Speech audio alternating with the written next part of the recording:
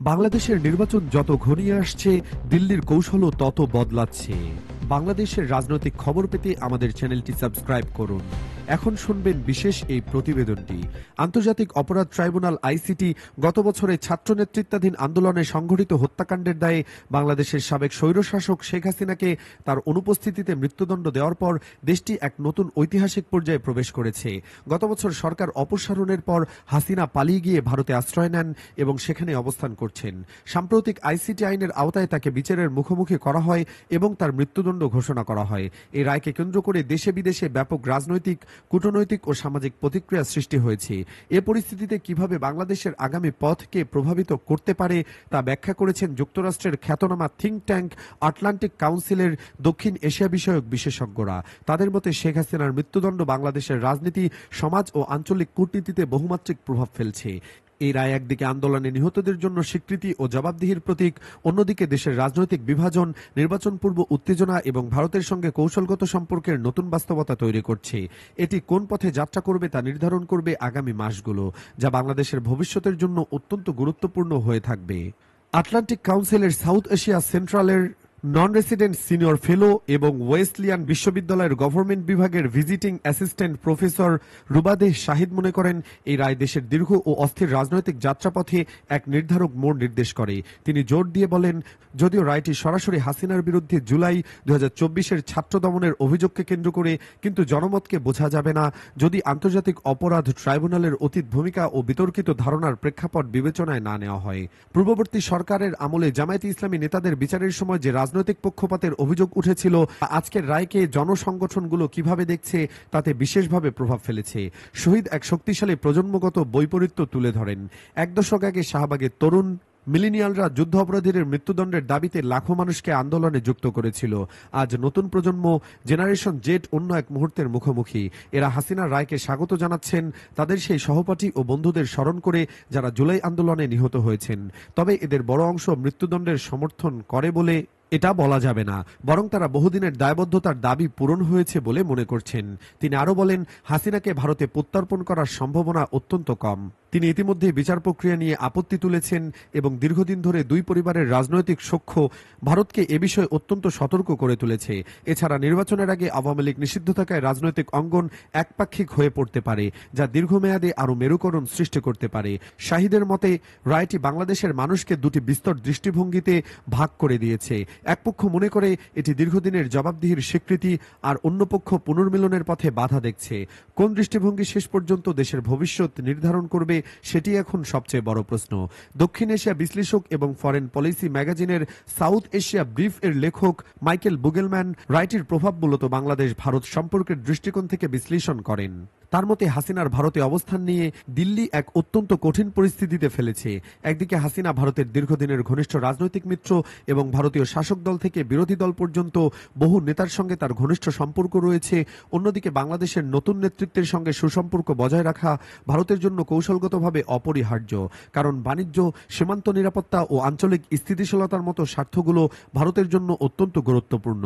বুগেলম্যান মনে করেন, ভারত হাসিনাকে প্রত্যর্পণ করবে না, তবে তাকে অনির্দিষ্টকালের জন্য ভারতে রাখা ভারত বাংলাদেশ ভবিষ্যৎ সম্পর্কের ওপর চাপ সৃষ্টি করতে পারে। তার মতে, দিল্লির সবচেয়ে বাস্তবসম্মত বিকল্প হল হাসিনাকে কোনো তৃতীয় দেশে স্থানান্তরের ব্যবস্থা করা, এমন কোনো দেশ যেখানে তার নিরাপত্তা নিশ্চিত করা যাবে এবং তার রাজনৈতিক কার্যকলাপও নিয়ন্ত্রণ করা সম্ভব হবে। পূর্ব ইউরোপ থেকে উপসাগরীয় অঞ্চলের বিভিন্ন দেশের নাম আলোচনায় এসেছে, তবে কোনো দেশই এত উচ্চ প্রোফাইলের একজন নেতাকে আশ্রয় দিতে আগ্রহী হবে কিনা সেটি অনিশ্চিত। তিনি বলেন, ভারতের কাছে হাসিনা এখনো বিশেষ অতিথি, কিন্তু বাংলাদেশের নির্বাচন যত ঘনিয়ে আসছে, দিল্লির কৌশলও তত বদলাচ্ছে। নতুন রাজনৈতিক বাস্তবতা মানিয়ে নিতে ভারতকে পরবর্তী সিদ্ধান্ত খুব সতর্কতার সঙ্গে নিতে হবে। বাংলাদেশি জাতীয় নিরাপত্তা বিশেষজ্ঞ এবং যুক্তরাষ্ট্রের ওয়াশিংটন ডিসিতে অবস্থিত বাংলাদেশ দূতাবাসের সাবেক কূটনীতিক ওয়াহিদুজ্জামান নূর বলেন, জুলাই আন্দোলনে নিহতদের পরিবারের জন্য রায়টি এক গুরুত্বপূর্ণ স্বীকৃতি এবং রাষ্ট্রীয় পর্যায়ে তাদের ক্ষতির আনুষ্ঠানিক স্বীকৃতি হিসেবে বিবেচিত। এই রায়ের মাধ্যমে তাদের দীর্ঘদিনের প্রত্যাশা পূরণ হয়েছে যে আন্দোলনের সময়কার হত্যাকাণ্ডের জন্য কেউ একজন দায়ী হবে। তবে নূর উল্লেখ করেন, ট্রাইব্যুনালের বিচারিক প্রক্রিয়া নিয়ে নানা প্রশ্ন উঠেছে। প্রশাসনিক আদেশের মাধ্যমে আইসিটি আইন সম্প্রসারণ, দ্রুত বিচার, অনুপস্থিত অবস্থায় মামলা পরিচালনা এবং হাসিনার জন্য আইনজীবী নিয়োগ না করার সিদ্ধান্ত, এসব বিষয় নিয়ে মানবাধিকার সংস্থাগুলো উদ্বেগ প্রকাশ করেছে। এসব বিতর্ক সত্ত্বেও অনেকের কাছে রায়টি দীর্ঘদিনের ন্যায় বিচারের দাবি পূরণের প্রতীক। তিনি উল্লেখ করেন যে বাংলাদেশের ইতিহাসে এটাই প্রথম কোনো প্রধানমন্ত্রীকে মৃত্যুদণ্ড দেওয়া হলো। নূর জানান যে হাসিনা এখন আওয়ামী লীগের মধ্যে গভীর আনুগত্য উপভোগ করেন এবং দলটি ভারত থেকেই তাকে নেতৃত্ব দিতে অনুমান করা হচ্ছে। ভারতের সতর্ক অবস্থান এবং মৃত্যুদণ্ডের উপস্থিতিতে তাকে প্রত্যর্পণের সম্ভাবনা প্রায় শূন্য। এরই মধ্যে দেশে প্রতিক্রিয়া ব্যাপকভাবে বিভক্ত। বিরোধী পক্ষ এটিকে বহু প্রতীক্ষিত হিসেবে দেখছে, আর আওয়ামী লীগ সমর্থকরা মনে করছে এটি রাজনৈতিক প্রতিশোধ। রায় ঘোষণার আগের কয়েকদিন যেভাবে সহিংসতার ঘটনা বেড়েছে, তা আগামী নির্বাচনের আগে আরও অস্থির পরিস্থিতির ইঙ্গিত দিচ্ছে। আটলান্টিক কাউন্সিলের সাউথ এশিয়া সেন্টারের নন রেসিডেন্ট সিনিয়র ফেলো এবং 1999 থেকে 2001 পর্যন্ত ফিজি প্রজাতন্ত্রের মার্কিন রাষ্ট্রদূত এম ওসমান সিদ্দিক বর্তমান পরিস্থিতিকে জাতীয় সংহতি ও শান্তির দৃষ্টিকোণ থেকে দেখার আহ্বান জানান। তার মতে বাংলাদেশ অত্যন্ত সংবেদনশীল এক মুহূর্তের মধ্য দিয়ে যাচ্ছে এবং এ সময় প্রতিটি রাজনৈতিক পক্ষের সংযত আচরণ অপরিহার্য।